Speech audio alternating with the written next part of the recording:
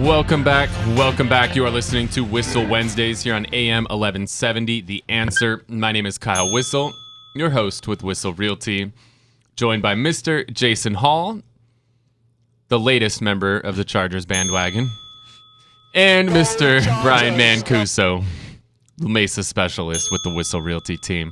So you were going on a Trump tangent before the break, Jason. Yeah, so the tax reform and how that might impact California if we're not able to deduct. They're saying eliminated altogether the state income tax deduction from federal.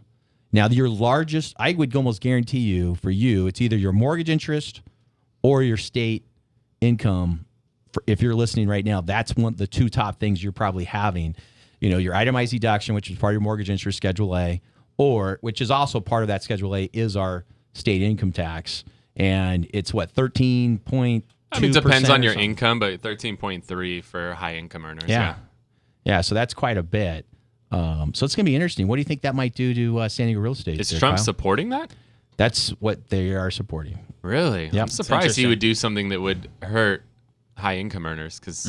Well, again, everybody says he's out for the rich because he's one of the rich, and I think he's just trying to show that he's not. But I think he's also really upset at New York and definitely at California for, you know, they want to follow certain federal laws, but we don't want to follow the other federal laws, which is like marijuana is illegal federally, but many states have voted it in.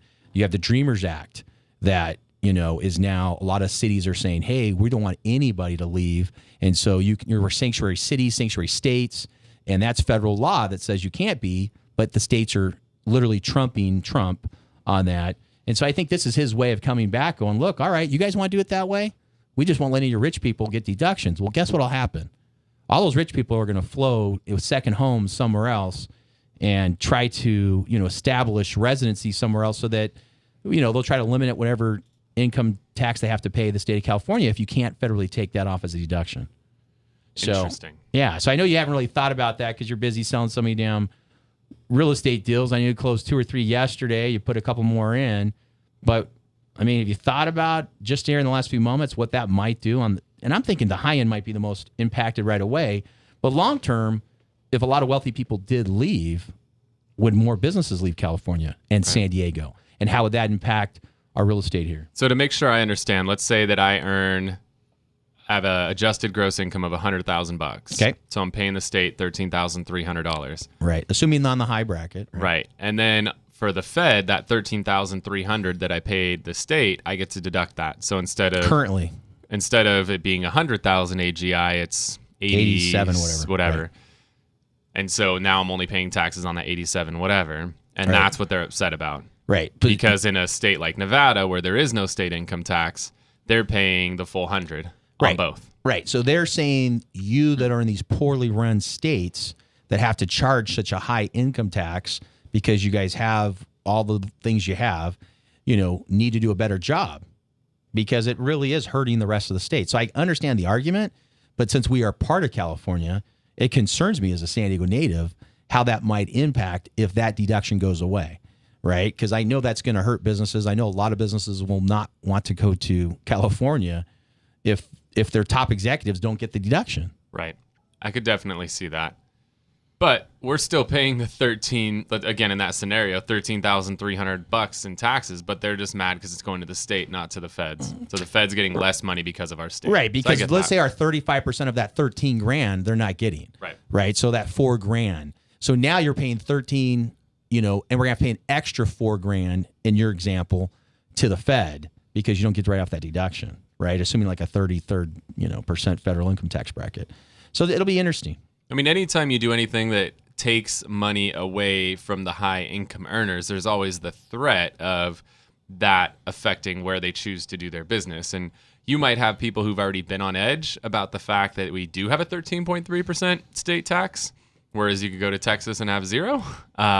So Nevada, or Florida, whatever other states 4-hour drive.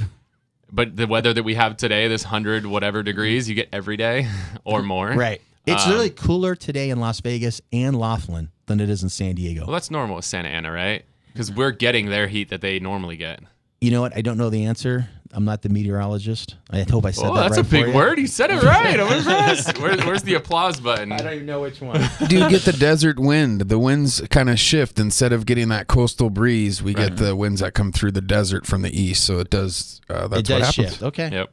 So we're getting their weather. Yeah. All right. Let's move to Nevada then. But I still think at the end of the day, we still pay more money than they do. So it's still better to leave.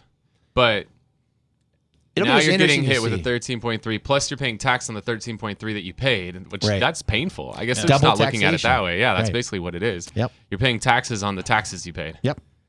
That's stupid. Yep. No, I don't like it, right? But I understand their argument, and let's hope that they come to an agreement that we can still take our deduction.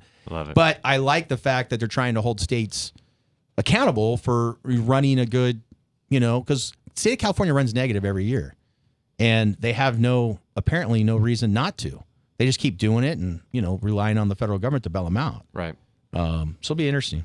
All right. Again, you're listening to Whissel Wednesdays here on AM 1170. The Answer. We're talking with Jason Hall, Team Home Loans, Bryan Mancuso with the Whissel Realty team. And being that we're on the topic of taxes, let's talk about how to save some money on taxes. And one of the easiest ways, you touched on it a little bit, Jason, is the mortgage interest deduction.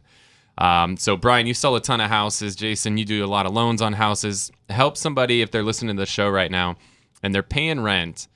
And they're like, well, I don't want to go buy something. My rent's $2,500. If I buy something, it's like $3,000 a month. I can't afford that extra $500. But they might not understand how the tax benefits work of owning. So help someone understand that if they're listening to the show right now. You want to go for it, Bryan? You want to start?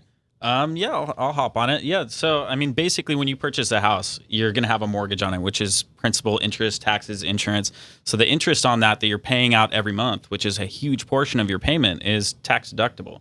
Obviously you want to consult your CPA and get advice on that, but it's a huge deduction. So when you're looking at your monthly payment, say you're paying $2,000 in rent right now, a lot of people are more comfortable jumping up when they buy that house to almost a $2,500, $2,600 a month payment, and it feels the same as that rental payment that they were making before, just because they have that huge write-off now. Yeah, great example. So a $2,000 rent is very easily comparable to a $2,500 to a $3,000 mortgage payment, depending on your tax bracket, but it's definitely in there. And that's a huge tax advantage, and it's risk-reward, right? So we've helped so many people.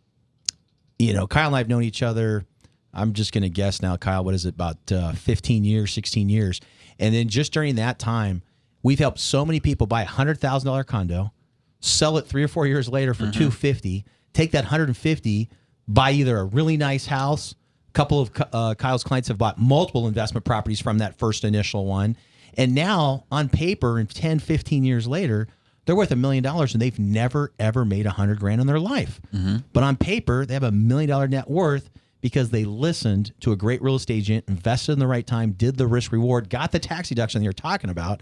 And then if you literally, the additional tax break you get is you can make up to $250,000 per individual or $500,000 for a married couple and get zero income tax, both federal and state. So if you bought for $100,000 and you're a married couple, you're not paying income tax to federal or state on any gain up to $600,000. That's amazing, right? And that happened in the 94, 95 time when Clinton was in office and we had all the Republican Congress and Senate. They voted that in with Clinton, and that was one of the best things because prior to that, you had to roll. So if you made $100,000, they were going to tax you unless you rolled that into the next house and it had to be a primary residence. Now you can take money off the table or invest it in other things and get the tax break, right? So it's crazy to see a kid. I met Kyle when he's 19, 20 years old, to see this guy go from owning no property, not even having a real estate license.